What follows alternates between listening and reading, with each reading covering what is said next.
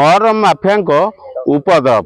ଦିନକୁ ଦିନ ବଢ଼ି ଚାଲିଛି ମହରମ ମାଫିଆଙ୍କର ଉପଦ୍ରବ, ଯେଉଁଠିକି କୋଟି କୋଟି ଟଙ୍କାର ମହରମ ହରିଲୁଟ କରି ମାଲାମାଲ ସାଜିଛନ୍ତି ମହରମ ମାଫିଆ, ଯାହାକି ବର୍ଚଣା ବ୍ଲକ 4 ନଙ୍ଗଳ ପଞ୍ଚାୟତ ଧାଉଡ଼ିଆ ପଞ୍ଚାୟତରେ ଅବସ୍ଥିତ, ଯେଉଁଠିକି ଏହି ମହରମ ମାଫିଆଙ୍କ ପାଇଁ ବର୍ତ୍ତମାନ ବିପଦ ସଂକୁଳ ଅବସ୍ଥାରେ ବୁଦ୍ଧିଷ୍ଟ ସାଇଟ୍ର ମନୋମାଇଟ ସୀମା ବିପଦ ସଂକୁଳ ଅବସ୍ଥାରେ ଅଛି, ଯାହାକୁ ନେଇ ଏ ଗ୍ରାମବାସୀ ଅଭିଯୋଗ କଲେ ମଧ୍ୟ ଏହାର କିଛି ପ୍ରତିଫଳ ପାଉନାହାନ୍ତି, ଯାହାକୁ ନେଇ ବର୍ତ୍ତମାନ ବଡ଼ ପ୍ରଶ୍ନ ଉଠିଛି ଯାଜପୁର ମାଇନ୍ସ ଡାଇରେକ୍ଟର ଏବଂ ବୈରୀ ଡାଳିଯୋଡ଼ା ବନ ବିଭାଗ ଏବଂ ବାଲିଚନ୍ଦ୍ରପୁର ଥାନା।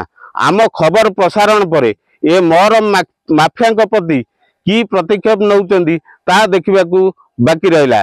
ଯାଜପୁର ବର୍ଚଣାରୁ ବିମଳ ବେହେରା, ଫୋକସ୍ ପ୍ଲସ୍।